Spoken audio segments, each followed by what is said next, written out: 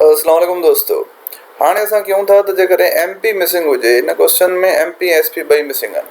During a sale there is a discount of 7% on TV set if the discount is 49 find MP and SP। ॿ question find करणा आहिनि, ॿ answers find करणा आहिनि असांखे, हिकु MP ॿियो SP। हाणे हिकिड़ो सेल लॻल आहे, सेल में डिस्काउंट आहे 7% टीवी सेट ते, ऐं उहो 7% जो मक़सदु आहे 49 रुपयो। माना डिस्काउंट असांखे मिली वियो, असांखे जेके गिवन शयूं आहिनि उहे कहिड़ियूं आहिनि? D मिलियल आहे 49 रुपयो ऐं D% मिलियल आहे 7। ठीकु आहे, इहे ॿई शयूं असांखे मिलियल आहिनि। हाणे असांखे MP ॻोल्हणी आहे न। MP जे लाइ असां सेकेंड फॉर्मुलो यूज़ कंदासीं, छो त MP हिन में बि आहे, पर हिन में असां MP त ॻोल्हियूं पर SP बि कोन्हे।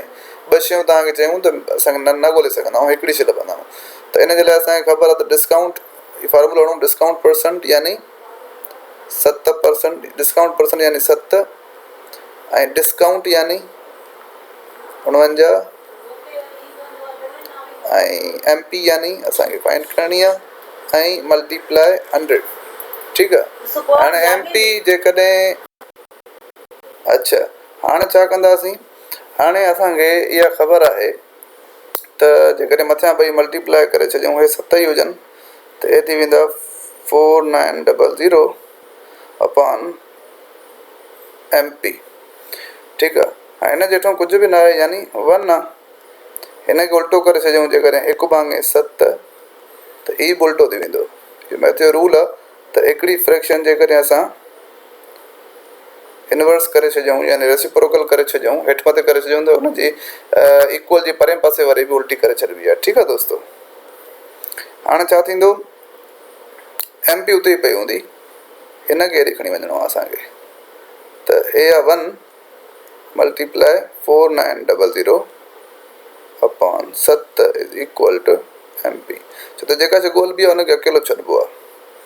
ठीकु आहे। हाणे इहे हिते डिवाइड बि करे, इहा शइ हिते छा बि करे, डिवाइड बि करे 4900।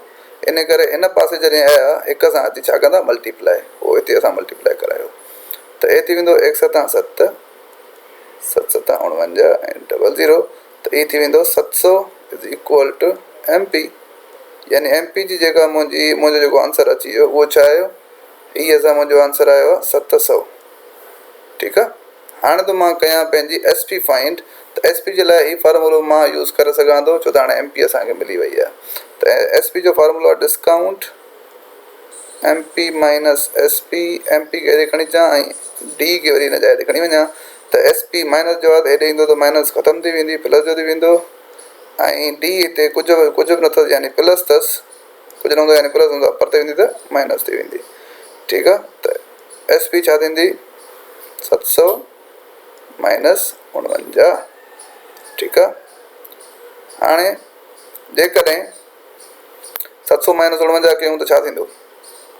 700 माइनस 50 कयूं त 650, 650 ऐं माना 651 थींदो।